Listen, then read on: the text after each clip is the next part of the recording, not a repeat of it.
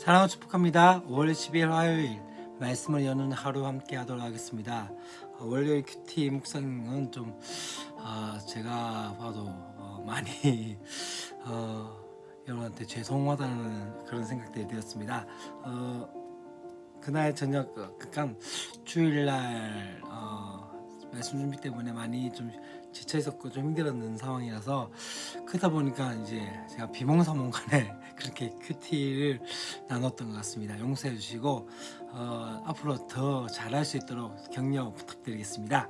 오늘 우리가 함께 볼 말씀은 바로 마태복음 4장 1절부터 11절까지 말씀이고 우리 친구들이 가지고 있는 큐티 집으로는 마태복음 4장 몇 절일까요? 볼까요? 예, 4장 1절부터 4절까지의 말씀입니다. 예수님 표현할 때 제2의 아담이라고 이야기를 합니다. 곧 무엇을 말합니까?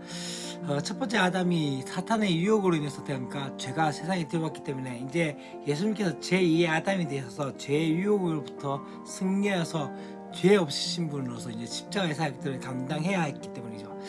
그렇기 때문에 어쩌면은 예수님께서 이 세례를 받으시고 난 다음에 사탄의 유혹 받았던 그 유혹은 마치 제2의 아담으로서 그렇게 시험을 받는 상황과 같다라고 볼 수 있습니다. 아담뿐만 아니라 예수님도 똑같이 죄의 유혹, 시험을 당하셨다는 그 공통점이 있습니다. 차이점은 뭘까요?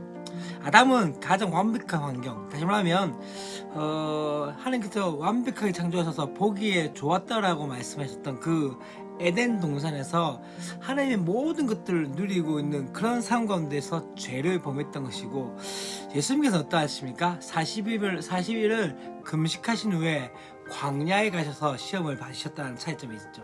어쩌면 가장 완벽한 환경 속에서도 모든 것을 누리고 있었음에도 불구하고 아담은 범죄했고, 또한 이 40일 동안 굶주려서 육신적으로 배고프고 지쳐있는 상황 가운데서 가장 황량한 그 광야라는 곳에서 시험을 당하셨지만 그 시험을 이기시고 당당하게 죄 없으신 인간으로서 십자가의 사역들을 감당하여지는 것을 볼 때 시험에는 상황과 환경을 이긴 것이 아님을 볼 수 있습니다. 그렇다면 우리가 이 예수님께서 당하신 이 시험을 통해서 우리에게 주는 교훈이 무엇인지 함께 나누고자 합니다. 첫 번째는 바로 성령 충만해도 시험은 올 수 있다는 것을 기억하셔야 됩니다. 오늘 본문에서 1절에서 어떻게 이야기합니까? 이 본문에서 우리는 이런 의문을 갖게 되어집니다. 그때 하면서 어떻게 합니까? 앞에 이야기합니다. 그때가 언제죠? 바로 예수님께서 세례를 받으시고 성령의 임재와 또한 하나님께로부터 내 사랑하는 아들이요 내 기뻐하는 자라는 그런 말씀을 받았을 때입니다. 그럴 때 이 예수님께서는 성령에 이끌려 이렇게 이끌리심을 받았다고 이야기합니다. 결론적으로 어떻게 이야기합니까? 중요한 것은 뒷부분이죠. 마귀에게 시험을 받아서 광야로 가셨다라고 말씀을 하고 있었죠. 여러분은 혹시 마귀에게 시험을 받기 위해서 성령 충만을 받습니까? 그렇지 않죠. 적어도 성령 충만을 구하는 이유가 무엇입니까? 하나님의 뜻을 알기 위해서, 또 하나님의 뜻대로 살아가기 위해서 그렇게 성령 충만을 구하지 않습니까? 그리고 어느 말씀 가운데 예수님께서는 성령의 이끌림을 받으셨는데 성령 충만한 상태에 있는 상황 가운데서 마귀에게 시험을 받으셨다라고 말씀하고 있는 거죠. 이와 비슷한 이야기가 바로 사도 바울에게도 나타납니다. 사도 바울이 전도 여행을 가게 되었을 때 아시아 쪽으로 복음을 전하고자 합니다. 그런데 이것을 어떻게 합니까? 성령께서 맡기셔서 유럽 쪽으로 가게 되어지고, 유럽에서 어디였죠? 바로 빌립보 지역에 가서 복음을 전하게 되어집니다. 그 가운데서 어떤 일이랍니까? 복음을 전하는 상황 가운데 귀신 들린 여자가 계속적으로 복음을 전하는 것에 대해서 방해하는 것들 때문에 어떻게 합니까? 이 사도 바울이 귀신을 내쫓습니다. 그로 인해서 칭찬을 받는 것이 아니라 어떻게 됩니까? 갇히게 되어지고 거의 죽기 직전에 일부러까지 맞고, 그렇게 또 어떻게 되어집니까? 옥에 가둬지는 그런 신세가 되어집니다. 적어도 성령의 이끌림 받고 성령의 충만한 가운데서 갔다면은 좀 순적한 길 가야 되고 좀 평탄한 길 가야 하지 않을까요? 어찌 도리어 더 힘들고 어려운 상황을 맞이하게 된 것이죠. 이것을 우리는 어떻게 보아야 합니까? 그런데 여기서 우리가 중요한 것은요, 사실 성령 충만한다고 해서 시험이 없다라고 말한 적은 없다는 것을 기억하셔야 됩니다. 시험은 우리의 상황과 환경과 상관없이 언제든지 오게 되어져 있다는 거죠. 근데 중요한 것은 무엇입니까? 그 시험을 통해서 주어진 결과를 보아야 하는 거죠. 예수님께서 성령 충만하여서 이 마귀에게 시험을 받으신 이유는 바로 아담이 실패했던 그 유혹에서 승리하여서 죄 없으신 인간으로서의 십자가 사역을 감당하기 위해서였고, 바울이 그렇게 고난을 당함을 통해서 어떻게 되었습니까? 찬송과 기도로서 이 옥문이 열리는 그 기적을 맛보게 되어지고, 또 거기서 간수와 그의 가족들이 예수를 믿어서 빌립보 교회에 모태가 나타나게 되어진 것을 보게 됩니다. 결과론적으로 어떻게 되어지는지 그것을 우리가 보아야 한다는 거죠. 또 한 가지 기억해야 할 것은요, 가장 충만할 때 조심해야 합니다. 그때 뭔가 내가 주님을 위해서 뭔가 할 수 있다고 이야기하고, 또한 믿음의 경지를 올랐다라고 이야기할 때 생각할 그때 가장 잘 넘어질 수 있는 상황인 것이죠. 그렇기 때문에 선줄로 생각되어질 때 넘어질까 분명히 염려해야 한다는 것이죠. 두 번째, 시험의 본질은 같습니다. 예수님께서 받으신 그 시험의 내용이 무엇입니까? 첫 번째, 돌이 떡이 되게 하는 것. 두 번째 무엇입니까? 성전에 올라가서 성전에서 뛰어내려봐라. 그러면 어떻게 된다? 그의 사자 천사들이 와서 붙들어 줄 것이다. 세 번째 무엇입니까? 바로 네가 나에게 전하면, 사탄이 그랬지, 네가 나에게 전하면 천하만국과 그 영광은 너에게 주겠다. 그렇게 말씀했던 것이죠. 근데 이 세 가지의 그것과 어쩌면은 아담이 받았던 아담과 하와가 받았던 그 시험, 곧 이 선악을 알게 하는 그 나무의 열매의 모습이 어떻습니까? 첫 번째 뭐죠? 먹음직하고 보암직하고 또한 지혜롭게 할 만큼 탐스럽기도 한. 다시 말하면 첫 번째, 예수님께서 받으셨던 이 시험, 또 돌이 떡이 되게 하라, 이와 똑같은 것이 뭐였다면 먹음직하고, 또 두 번째 뭐죠? 뛰어내봐라. 그럼 사람들이 볼 것이다. 아마 천사가 와서 널 구해줄 것이니까 너 사람들이 그것을 보면 얼마나 대단하게 보지 않겠냐. 뭐죠? 보암직하다. 두 번째. 세 번째 무엇입니까?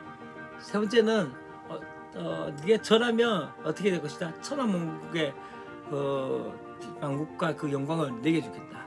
지혜롭게 할 만큼 탐스럽기도 한다. 이 세 가지가 또 동일하게 어떻게 이야기하냐면요, 요한일서에서의 어떻게 말씀을 하고 있습니까? 요한일서 2장 16절 말씀에 이는 이 세상에 있는 모든 것이 육신의 정욕과 안목의 정욕과 이생의 사랑이니 다 아버지께로부터 온 것이 아니요 세상으로부터 온 것이라 라고 말씀하고 있는 것을 보게 됩니다. 곧 세상에 속한 것으로 지금 우리를 시험하고 넘어뜨리고 있는 것을 보게 되죠. 본질상 아담 때나 예수님 때나 우리 때나 지금 때나 같은 시험에 있다는 것을 기억하셔야 합니다. 그래서 세 번째 우리가 볼 것은 무엇입니까? 내 안에 말씀이 있어야 한다는 것을 이야기합니다. 여러분, 지금 예수님께서 어떻게 시험을 이기셨습니까? 말씀으로 이기셨다고 이야기합니다. 사실 지금 예수님께서 너무 지쳐있는 상황이었고, 또 주어지는 것들이 어쩌면 지금 사탄이 이야기한 것들은 어쩌면 달콤한 것들이었습니다. 그런데 거기서 예수님께서는 어떻게 하셨습니까? 모든 시험을 바로 말씀으로 이기셨다는 거죠. 사실 시험에서 사탄도 말씀을 인용해서 쓰는 것을 보게 됩니다. 또한 아담과 하와의 상황을 보십시오. 뱀이 어떻게 하와를 유혹합니까? 말씀을 인용한 것을 보게 됩니다. 중요한 것은 뭐죠? 아주 교묘하게 말씀을 바꿔서 그렇게 하고 있다는 것이죠. 그런데 중요한 것은요, 이 하와는 어줍지 않게 그 말씀을 알아서, 약속을 알아서 그에 대해서 반응하게 되어졌던 거죠. 그렇게 유혹에 넘어졌던 것이죠. 그런데 오늘 본문은 어떠합니까? 말씀이 적재적소에 정확하게 되어진 것을 보게 되었습니다. 이렇게 되기 위해서 어떻게 되었어야 할까요? 적어도 말씀을 가까이 해야 나타나는 은혜가 아닐까요? 사탄은 너무나 교묘하기 때문에 우리의 어떤 능력으로 그를 이길 재간이 없다는 것을 기억하셔야 합니다. 그러나 하나님의 말씀으로 이길 수 있다는 것을 기억하십시오. 적어도 우리가 이 세상을 살면서 하나님의 백성답게 사는 것에 대해서 말씀을 통해서 알려주셨고, 또한 시험을 이길 수 있는 것이 다름이 아니라 무엇을 통해서요? 바로 말씀을 통해서 되어진다는 것을 우리는 기억하셔야 되죠. 그렇기 때문에 어떠합니까? 말씀을 얼만큼 읽고 계십니까? 또 얼만큼 말씀을 묵상하고 연구하고 계십니까? 혹시 주일에만 펴들고 있는 그런 말씀이지 않습니까? 아니 주님을 사랑한다고 고백하면서 사랑하는 주님께서 보내어 주신 그 말씀을 얼마나 가까이 하고 있습니까?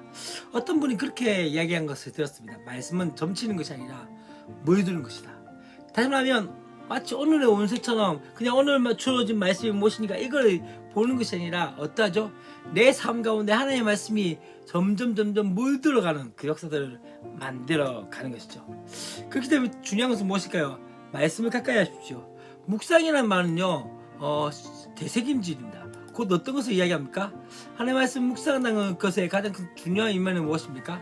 바로 계속적으로 읽고 또다시 생각하고 계속적으로 되새김질하는 것이죠. 혹시 연애판지를 받고 한 번 보고 끝나게 되어져 있습니까? 보고 또 봅니다. 왜 그렇게 할까요? 사랑하는 사람이 나를 위해서 적은 거기 때문입니다. 그렇다면 주님께서 보내신 그 연애편지는 어떠할까요? 다시 한번 그 말씀을 우리의 삶 가운데 가까이 하는 저 여러분의 삶이 되었으면 좋겠습니다. 사랑으로 축복합니다. 내일도 우리 함께 말씀 가운데 나갔으면 좋겠습니다. 안녕.